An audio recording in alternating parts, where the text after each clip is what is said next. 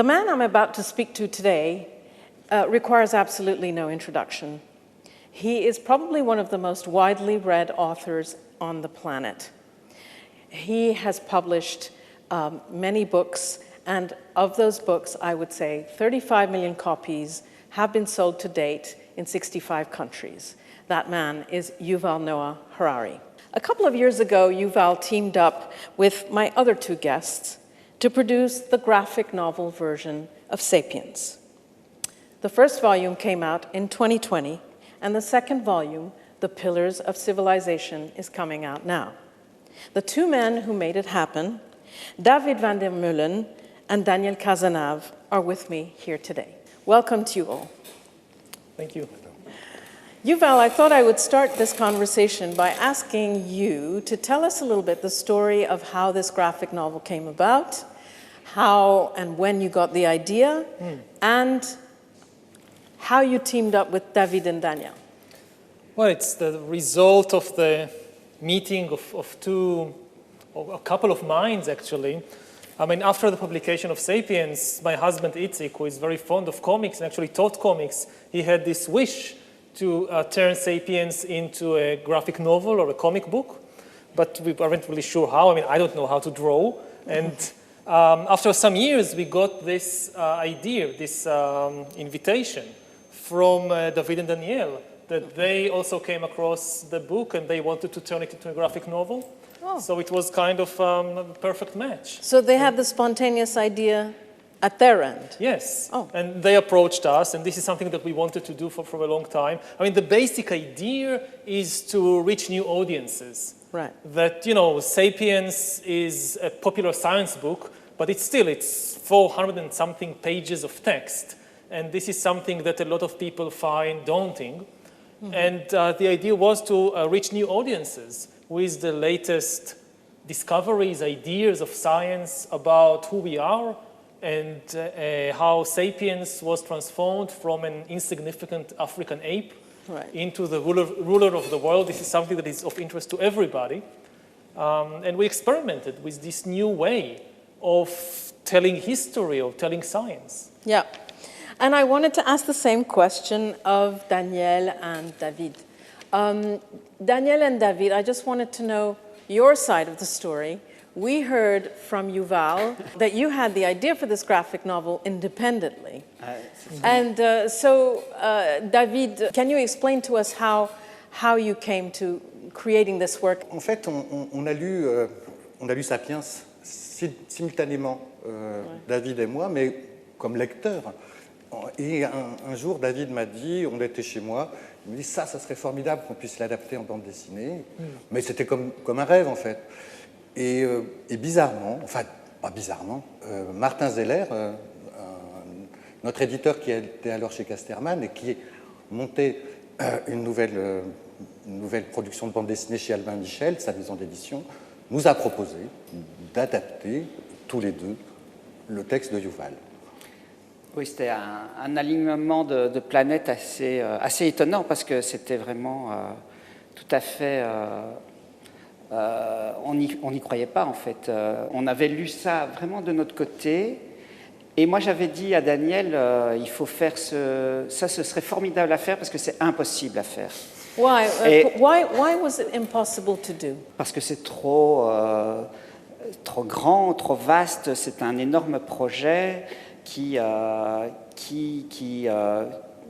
la bande dessinée est quand même à la base un art de synthèse, que c'était un défi en tout cas. Et ce que Daniel et moi nous adorons faire, c'est nous donner des défis, des choses difficiles à faire.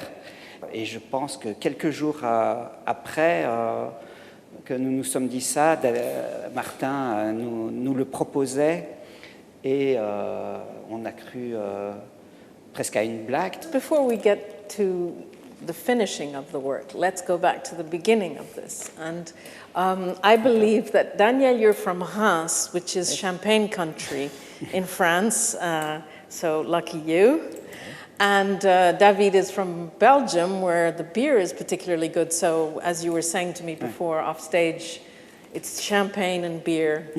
And you guys, you know... Ça aide à avoir beaucoup d'idées, évidemment. C'est bien pour les idées, c'est plus facile. It's good, as you say, effervescent, sparkly.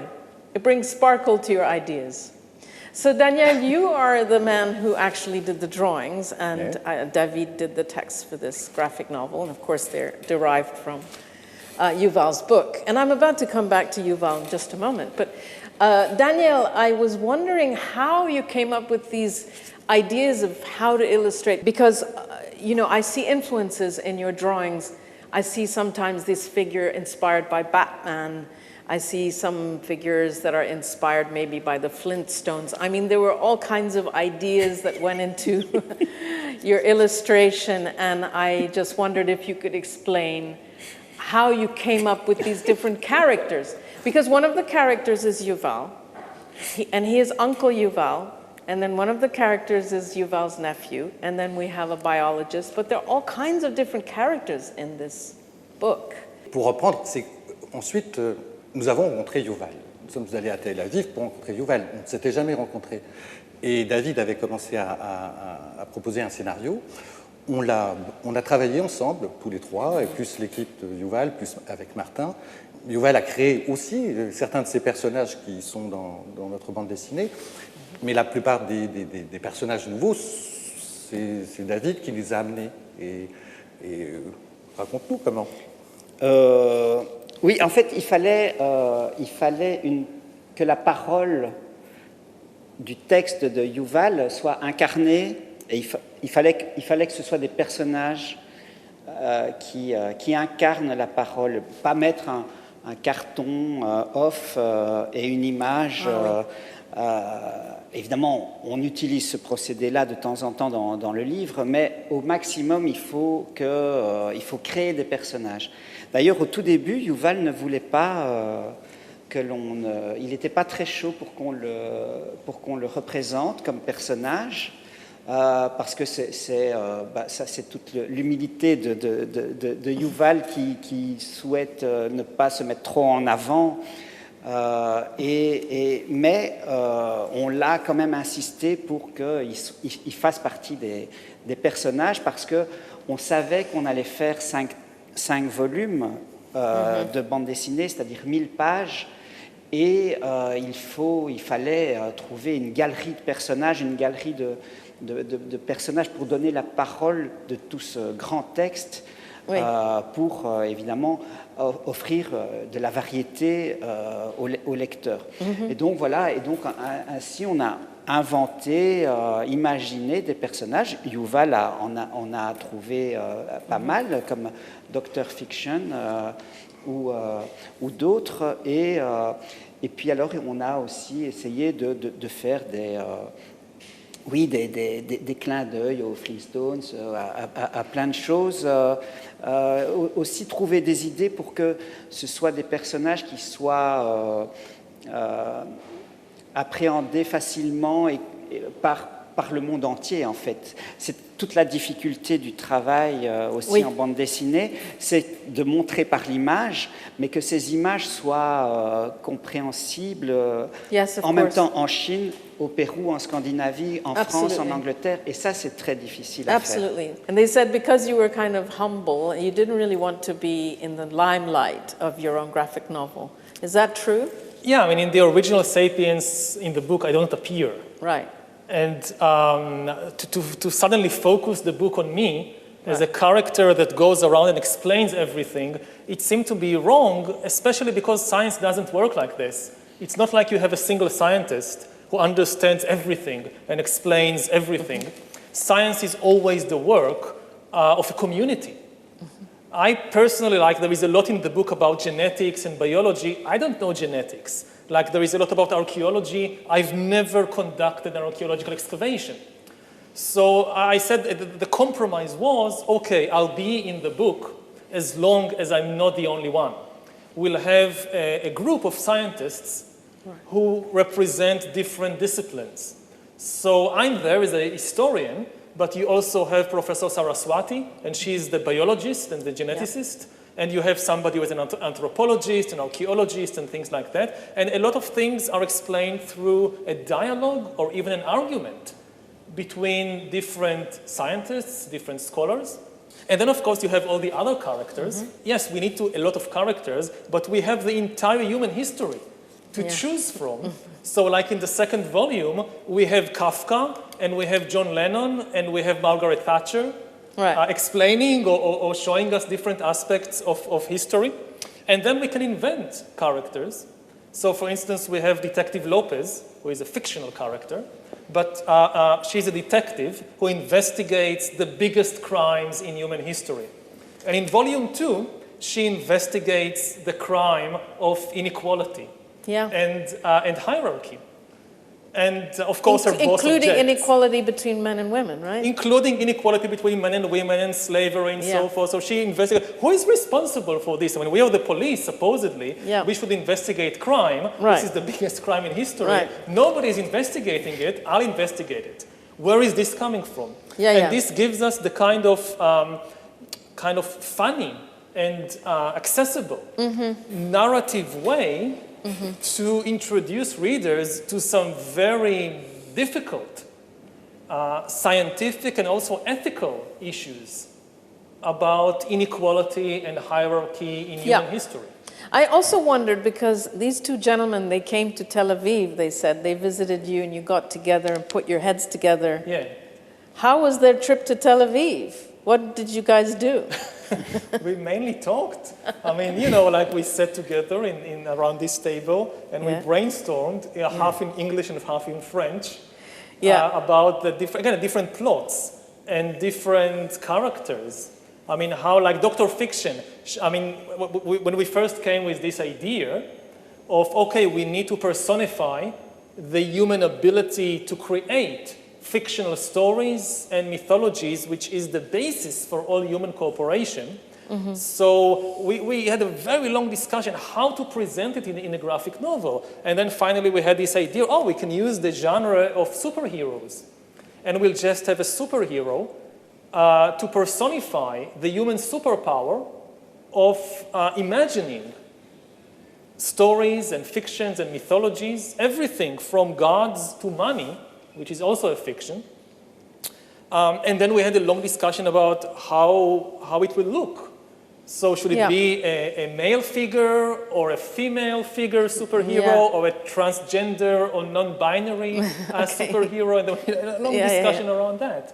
And so, you know, it takes a long time to make these decisions. And I'm going to ask them also, Daniel and David, how was your trip to Tel Aviv? Can you tell us the story of your first time you met Yuval and when you sat down and discussed the book? C'était presque scolaire. C'était studieux. Studieux, très studieux. Et oui, parce qu'on travaillait vraiment intensément à trouver les idées. Alors, c'est amusant parce que là, récemment, on vient de refaire une séance de travail. Mais cette séance de travail était beaucoup plus aussi facile parce qu'on a deux livres derrière nous, on travaille le troisième et on a trouvé de très très bonnes idées assez facilement alors qu'on était parti peut-être sur des mauvaises pistes au début et puis on a compris qu'on allait faire quelque chose de bien. On était très contents de cette réunion, mais la première fois qu'on s'est vus, on avait tout à faire, tout à construire, tout à prouver. Et ça, c'était peut-être un gros défi, évidemment. I also wanted to know the language barrier, because Yuval understands some French. He seems to maybe even speak a little bit. You understand a little bit of English, so how did you work? Et on a de la chance d'avoir Martin qui traduit, ou Lorraine, et qui nous aide bien. On est accompagné de traducteurs. Parce que notre pauvre anglais et l'anglais et le français de Yuval ne suffiraient pas pour qu'on puisse vraiment a lot of hand gestures. Et par les mains, ça a ses limites, quoi. Actually, with the second volume, we had this big problem of the COVID-19 pandemic, because with the first volume, it was relatively easy to fly and to meet, but most of volume 2 was created while we are in lockdown, and we can't meet. and it's much more difficult to communicate this way. So it was a big problem. And ironically, an important part of Volume 2 deals with the emergence of pandemics as a result of the agricultural revolution. So we were actually experiencing what we are writing about. Amazing, amazing. Obviously you're going to be carrying on the collaboration with these two gentlemen, and there will be 3 more volumes? Yes. And what themes will those volumes have? So the next volume will be basically about the unification of humankind and what happens when different... Volume 2 is about how you create a human society based on agriculture. Yeah. But then all over the world, you see the emergence of different societies. What happens when they collide? So this is Volume 3, and it talks about empires and religions and the spread of empires and religions. Right. And then Volumes 4 and 5 are about the scientific revolution and the early modern world, and about our world today, and also a bit about the future. I have a question for you, Daniel. Yes. Because you can draw, and I can't draw, and so I am in complete Vous admiration ne travaillez pas assez. Tout le monde peut dessiner. in front of anyone who can draw as well as you can. And so I wondered, you draw everything by hand. How did you do these incredible, sketches and characters? How long did it take to do the drawings for Volume 2? 11 months. Yeah, 11 months. Yeah, because it's a On lot of l'appelle drawing. Dany la flèche dans le métier. How Il va many très, très pages? vite. How many pages is it? 240. 240 pages. Yeah, that's a lot of drawings. Ouais. Et oui, et là encore, c'est un défi parce que dans le métier, un livre, une bande dessinée de 240 pages, des auteurs mettent 2 à 3 ans. Nous, on a mis la barre assez haut pour essayer de faire ça en 1 an. Et c'est un vrai défi de tenir le rythme qui est très soutenu. On doit chercher cette tension dans le travail pour avoir une acuité bien suffisante pour pouvoir être au niveau et de faire quelque chose de bien, en fait. C'est de cela que je trouve c'est un livre formidable. So yes, I Oui, mean, c'est ça. why do you like it? Oui, c'est un peu la même chose. C'est vrai que moi, quand j'ai lu le livre, je me suis dit, waouh, c'est un des livres de sciences humaines les plus importants que j'ai lus dans ces 10 dernières années. Parce que c'est le génie de Yuval, c'est de savoir synthétiser plein d'idées en anthropologie, en histoire, en biologie, en théologie, plein de choses qu'il a été puisé chez plein d'auteurs différents, mais c'est son idée de la vision et de la synthèse de l'évolution de notre humanité. Ça, c'est très, très fort. Un livre très appréciable aussi pour nous d'en faire quelque chose de bande dessinée, parce qu'on va sur tous les continents du monde, on va dans toutes les époques, on va de moins 70 000 à aujourd'hui, et il n'y a pas, on peut tout dessiner. On peut dessiner l'humanité entière, la Terre entière. I also wanted to ask you, and please be honest, even though he's sitting here, I wanted to know how it was to work with Yuval. Was he easy to work with? Difficult to work with? Non, alors ce qui est fantastique avec Yuval, c'est que, parce qu'on a déjà travaillé avec beaucoup de spécialistes, Daniel et moi, avant, et on avait cette idée que peut-être on allait travailler avec Yuval, on allait travailler dans notre coin, et Yuval allait valider, dire oui, yes, no. En fait, ça ne s'est pas du tout passé comme ça. Yuval s'est investi dans le travail dès le début, et il est partie prenante du scénario, de la bande dessinée, et il est très très présent. Et ce qui est même encore plus formidable, c'est que Yuval, avec cette bande dessinée, c'est même un Sapiens Augmenté. augmenter, puisque Yuval se prend en jeu et apporte des nouveaux passages, des nouvelles petites conclusions, des nouveaux exemples. Qui ne sont pas dans le livre. Qui ne sont pas dans le livre. I want to hear from Daniel. Was it easy working with Yuval because you're a visual guy? Yuval is an ideas guy. En fait, Yuval, il ne m'a jamais réellement... Moi, c'est surtout David qui travaille directement avec Yuval. Ouais. Moi, je travaille plutôt avec David et je sais les remarques que dit Yuval à David. Donc, on n'est pas tout à fait en direct, Yuval et moi. Donc, je ne sais pas tout à fait ce qu'il pense des dessins. So Yuval, what do you think of his drawings? Because he says, I'm not quite sure what Yuval thinks of my drawings because we never work directly.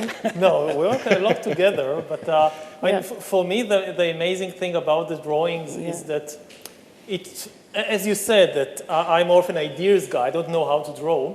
And the problem with ideas, they tend to be too abstract. And when you are not sure of something, you often hide behind abstractions. And with words, you can do that. If you're not sure of something, you just kind of mess with the language and it's okay. But in drawings, it has to be concrete. You have to commit yourself to something. And this kind of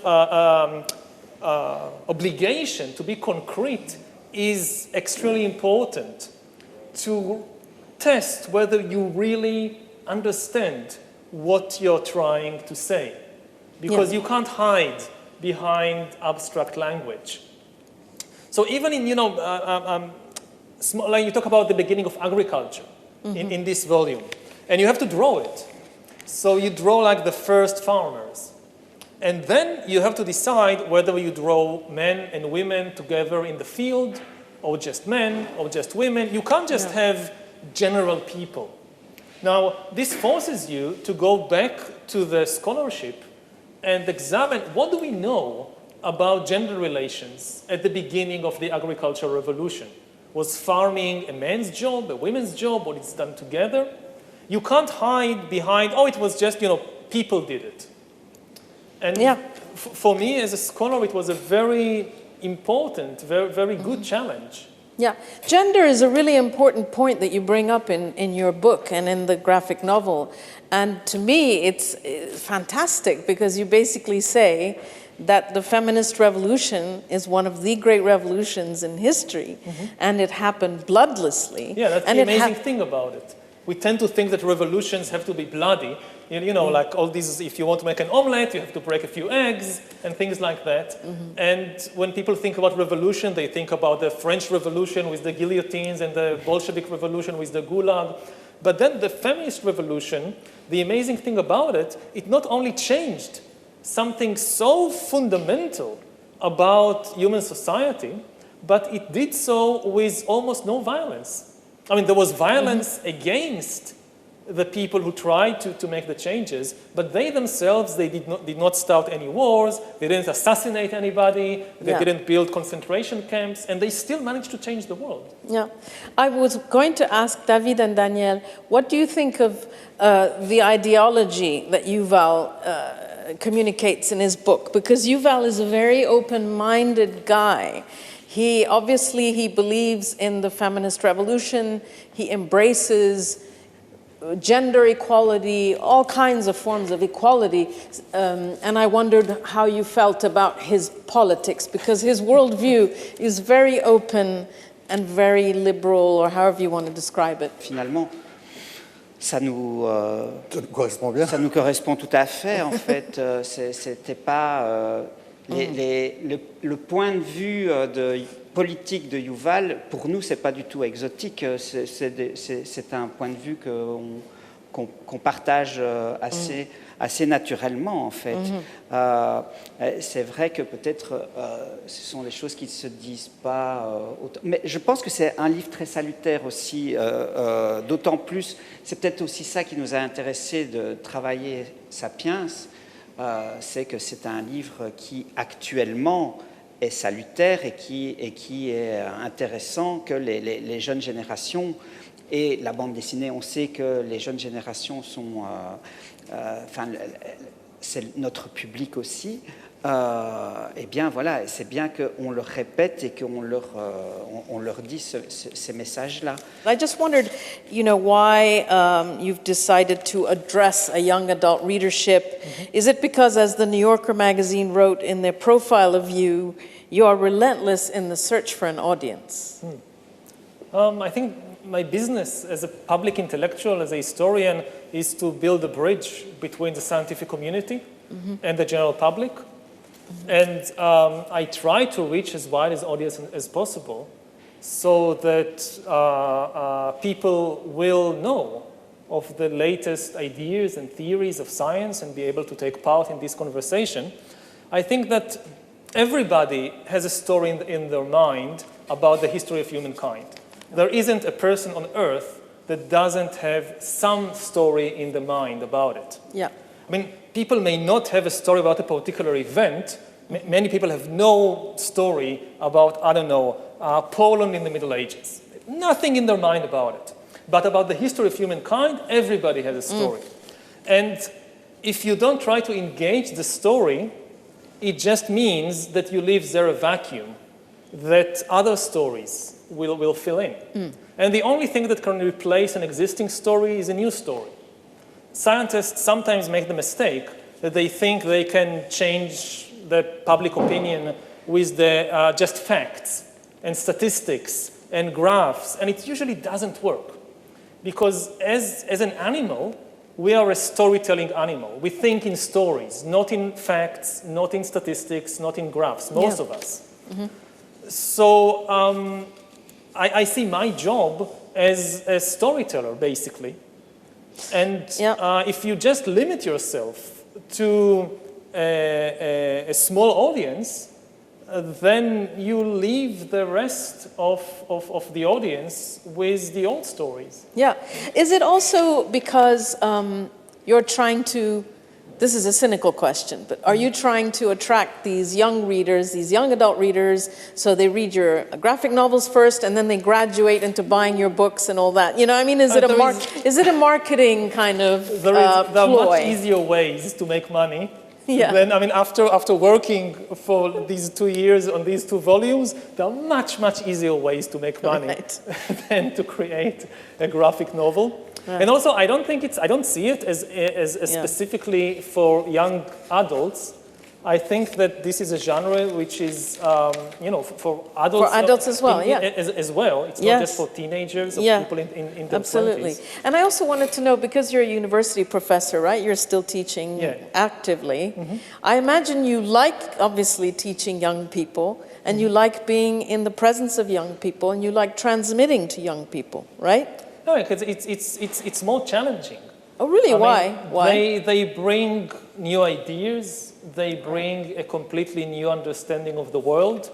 And also because of their place in the world, they ask much harder questions. How so?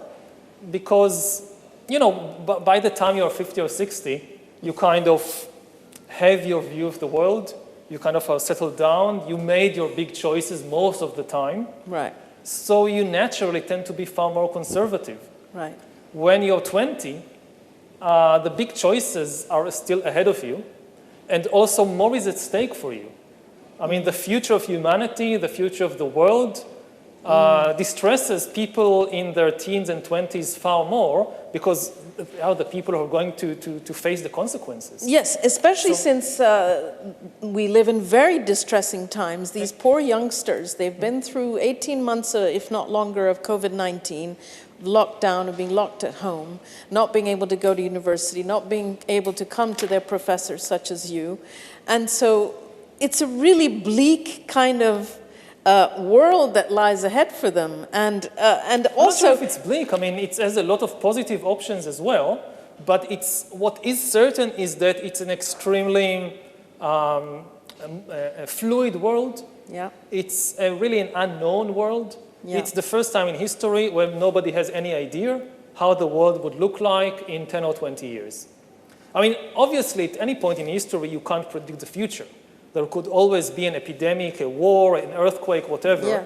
But the basic structures of society, of the economy, of the political system, they don't change so fast. Now they change incredibly fast. So even basic questions like what skills, as a young person, what skills I should learn in order to have a good job in 20 years, nobody has any idea. Yeah. We don't know how the job market would look like. Well, that's pretty bleak. You know, that's a depressing prognosis for a young kid to hear. And you have many more depressing prognoses in your books because you say in 200 years, Homo sapiens will be no more, will be gone, and we don't know what will be in our place. The computers are going to turn humans into something else. And that you also say on your website, history began when humans invented gods and will end when humans become gods. Yes. So this is all kind of, you know, it scares me, and I'm not 20 years old, Yeah, you know. it is scary, but the fact is, I mean, again, it's not kind of a metaphor. If you think about what gods are, what are the abilities of gods, above all the ability to create and recreate life, we are now acquiring exactly these abilities. When I say that humans are becoming God, it's not a metaphor. These are the abilities that we are increasingly acquiring.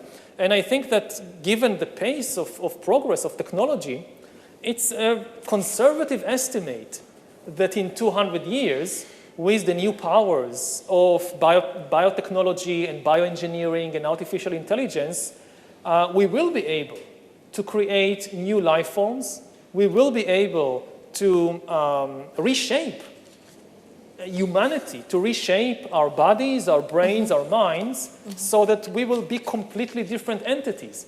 When I say that Homo sapiens will disappear, I don't mean that there'll be some big disaster and everybody will die. That can also happen, of course, but I think it's more likely that the new technology will enable us to start changing our bodies, our brains and minds until the new entities are not Homo sapiens. They are something more different from us than we are different from chimpanzees or Neanderthals. If you compare sapiens and Neanderthals, we are extremely similar. There are very small differences in DNA, in brain structure between us. We share a lot of our emotional life, of our physical abilities. You look 100 or 200 years to the future, and it is likely that the planet will be dominated by beings who are not even organic. I mean, we are still very similar to amoebas in a sense because they are organic, we are organic. Hey, it's the same thing. Right. In 200 years, it's likely that the dominant life forms will not be organic. So it's something far more different. And I don't think this is it's not necessarily scary. It's just the way things are. And we should come to terms with it. And we should think, what do we want to do with these divine powers? And part of the rationale of writing these books is to understand what to do with this power. We need to understand who we are, how we got here. Right. And that's the deep logic behind writing these books and trying to reach as wide an audience as possible, because we don't want the decisions about the future of life to be made by a handful of tycoons and politicians who don't necessarily represent everybody. Right. Thank you very much for concluding this talk so well, much better than I would have done. And I wanted to thank you, Yuval Noah Harari, David Vandermeulen, and Daniel Casanave for being with me here today. Thank you so very much. Thank you. Thank you.